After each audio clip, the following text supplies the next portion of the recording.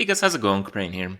So there's been a lot of talk about random effects and all that. Yesterday I got a question on why it seems like people mention that Hearthstone has a lot more randomness than other games, and I looked into it, and I kind of knew the situation, but still some of the examples that were presented really highlights just to what degree this exists. So yes, Hearthstone is a really, really random game. There's a lot of crazy stuff that happens, and sometimes the crazy stuff is good, but much like a few of the other aspects in Hearthstone, you don't really get a choice whether you want to experience them or not. The core of the issue of random cards in Hearthstone is that, on average, they're just really good.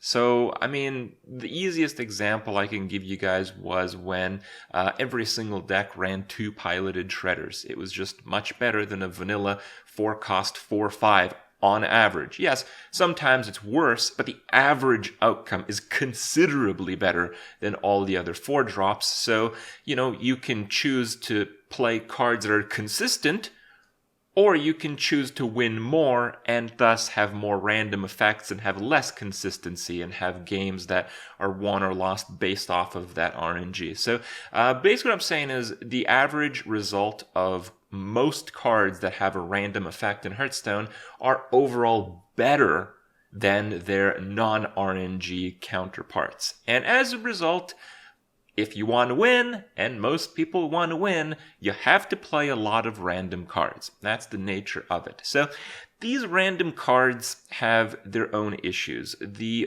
core of it really came as a realization. I just went over to my collection, I typed in random, and these were the first 3. This is not cherry pick. This is the first 3 matches that show up when you type in random. You have the Raptor. And the Raptor can, from its death rattle, it can spawn like a 1-drop, like the Tentacle, that could clear off your own board. You could lose tempo and instantaneously lose the game. Or you can get like a Pit Snake, and the Pit Snake can kill 10-drop. So the range of outcomes is absolutely dominate your opponent to lose the game. Then you have Mulch. Not much needs to be said about this card. You can give your opponent a Deathwing, where he had no chance to win the game. You can give your opponent a Leroy, and then he just kills you. Or you can give your opponent a completely worthless card, and the card itself just becomes really insane, and you win the game off of that. So the range of outcomes of Mulch is win the game to lose the game. It's not like small advantage here, it's just gigantic range. And, the Portal, yes, 6-drops are seemingly consistent, but the extremes are, again, really, really extreme. There are 1/1 with no ability 6-drops, and there are also cards like Sylvanas that can take your opponent's Deathwing or prevent them from playing Cthulhu, which might be their win condition. So again, you still have that range, lose the game to win the game. Crazy, crazy range.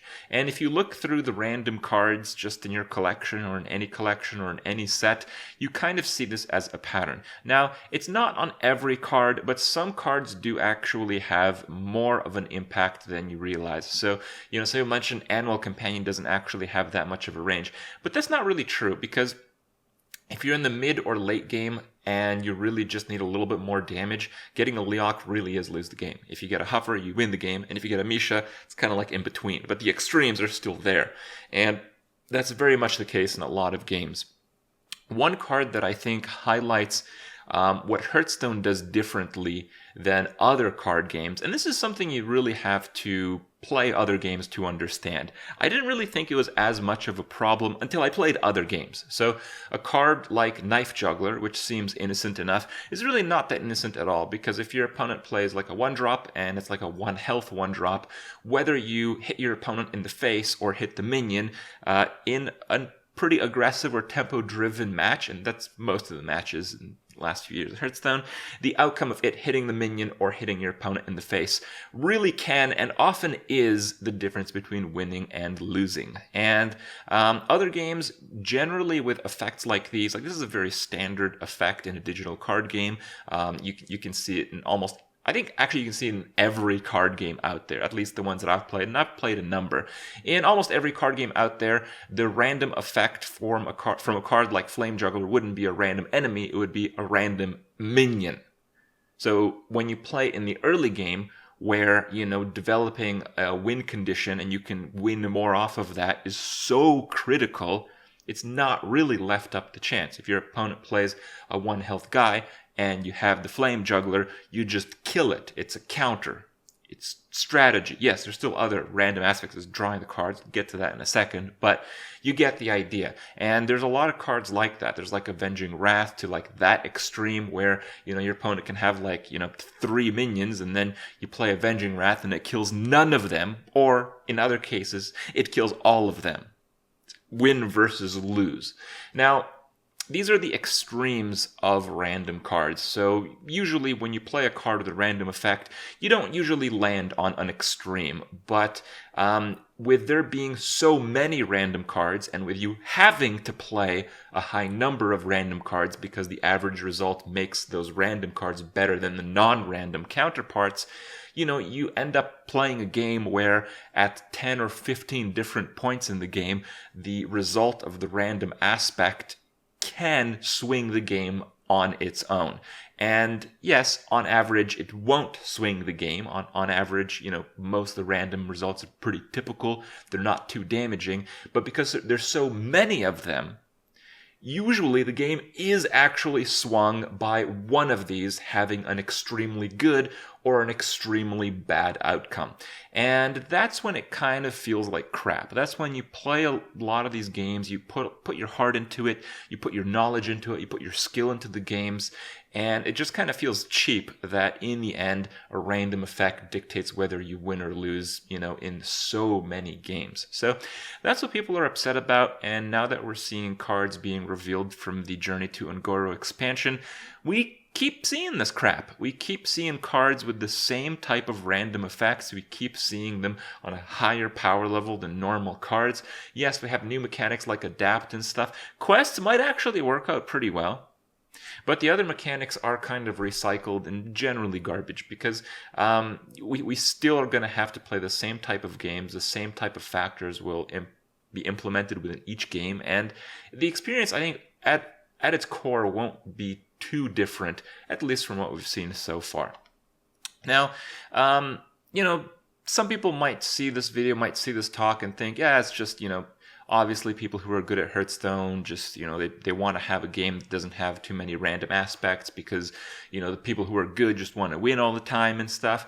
And, maybe there's some truth to that, but I think where we're at now is kind of crossed that boundary of balance between that. So, if you look at some of the earlier card games, a lot of the other card games out there really, there's still RNG elements, even if you, I don't know what it's like these days, but I used to play Magic the Gathering like a decade back, and there was no actual cards that had RNG effects, really, at least from what I remember playing in general. And, you'd play your deck, your opponent would play their deck, and you would still win 80% of the time if you're really favored, 70% of the time. You wouldn't win 100% if you were a better player and you had a better deck. You just wouldn't. It just doesn't work that way. That's not how the game works. And that's because it is a card game. Any card game has RNG, even if there are no cards that have RNG elements. Because it's a card game, you still have your opening hand RNG, you're still often going to run out of cards, and you have the top deck RNG. These are really big RNG aspects. So but what I'm saying is, if Hearthstone actually had no RNG cards whatsoever, then you'd still have players who aren't that good beating players who are that good just because it's a card game. So yeah, now, it's nice to have some RNG cards. You know what? Some of my favorite Hearthstone cards are RNG cards, and I don't think Blizzard should stop printing them, but I think Blizzard should really consider the power level of any card that has a gigantic range within a random effect. So, if you look at a card like Bane of Doom, the reason people don't play Bane of Doom is because it's just not quite good enough. So it's an okay random card, even though the range of possibilities is absolutely bullshit, right? You can get a 0-1 that does nothing, or you can get a Mal'Ganis, go immune, and kill your opponent with it. That's the range. It's absolutely ridiculous of a range. But just 5 damage, that 5 mana, just deal 2 damage, it's generally not worth it, so people don't play the card. But if people want to play a deck that's generally kind of bad because they like random effects, I think they should be able to do that. But that's not what we're seeing. We're seeing more random effects, we're seeing more discover effects, more of this stuff that just doesn't really have a great amount of thought into it, I think. I think Hearthstone has become the game that it is from its core set. Hearthstone's core set has been really good. There have been really few expansions that have pushed the game in a better state than it was prior. And I think Old Gods was one of those, but I feel like the last few and what we're seeing so far from Journey to Un'Goro is not great with RNG in mind. So that's it, guys.